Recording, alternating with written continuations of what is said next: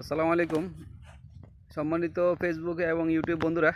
আজকে সাপ্তাহিক ছুটির দিন, শুক্রবার একটু ঘুরতে বের হলাম। আমরা একটা জায়গায় আসলাম, সেখানে আমার বন্ধুরা অনেকগুলো মিলে আমরা এখানে আসছি। যেহেতু সাপ্তাহিক শুক্রবার ছুটির দিনে একটু ঘুরলে ভালো লাগে। ঘুরলে অনেক কিছু জানা যায়, অনেক কিছু শেখা যায়, এটা তো অবশ্যই সবাই জানি আমরা। আরেকটা জিনিস খুব একটা ইম্পর্টেন্ট বিষয়, সেটা হলো আমরা যারা চাকরি অথবা ব্যবসা করি, জীবনে অনেক টাকা ইনকাম করবেন, ইনকাম আমরা করব, কিন্তু যে আপনাদের হাতের নাগালে যদি কোথাও সস্তা দামে জায়গা পান, আপনারা ইনভেস্ট করে রাখবেন। এটা হলো, আপনি যদি ইনভেস্ট করতে পারেন, জমি জমাতে ইনভেস্ট করলে আপনার কখনোই আপনার লস হবে না। আমার আমার চাকরি জীবনে আমার বস ছিলেন এম শহীদুল্লাহ পাটোয়ারি।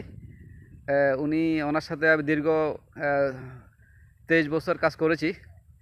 উনি আমাকে একটা জিনিস শিক্ষা দিয়েছেন যে, পেয়ার আহমেদ, তুমি যদি অপচয় করতে না চাও, তাহলে তুমি যেখানে দেখো যে একটা প্লট অথবা একটা জায়গা কিনতে পারো, যদি এটা করতে পারো তাহলে তোমার অপচয় হবে না। তোমার হাতে টাকা থাকলে সেটাকে কাজে লাগবে। তুমি একটা প্লট বা একটা জায়গা যদি কিনতে চেষ্টা করো কোথাও, বা একটা কিস্তিতে যদি নেওয়ার চেষ্টা করো, তাহলে তোমার সারা মাসের সারা বছরের যে অপচয়, সেটাই টাকা অপচয় হবে না।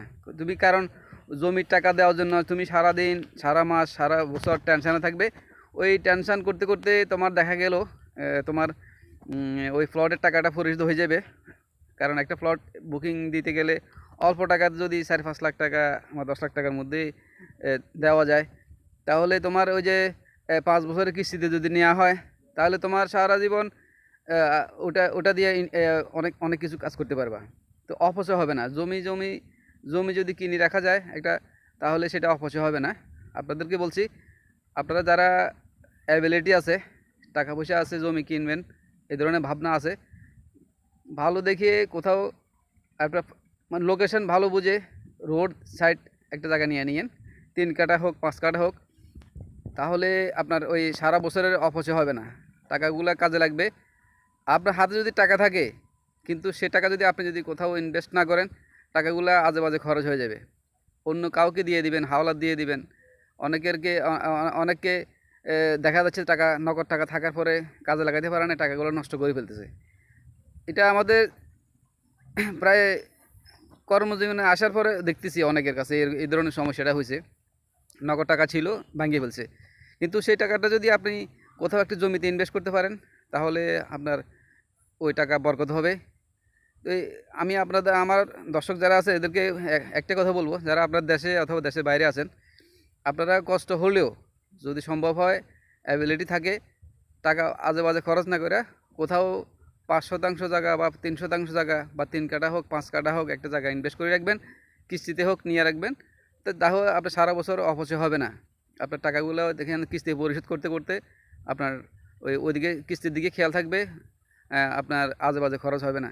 তো আমি আবারও বলতে চাইতেছি, আপনারা, আমরা তো সবসময় বিভিন্ন ধরনের ভিডিও করি, কিন্তু সেটা আজকে ওইটাও বললাম না। আজকে যেহেতু একটা প্লটের বিষয়, একটা দেখতে আসলাম একটা জায়গাতে আমরা সবাই মিলে, এই কারণে প্লটের কথাটাই বললাম। আপনাদেরকে আবারও বলতেছি, আপনারা টাকা অপচয় করবেন না। যদি হাতে টাকা থাকে, ছোটো আকারে একটা জায়গা কিনে রাখবেন, সেখানে ইনশাল্লাহ বরকত হবে। আসসালামু আলাইকুম ওয়া রাহমাতুল্লাহ।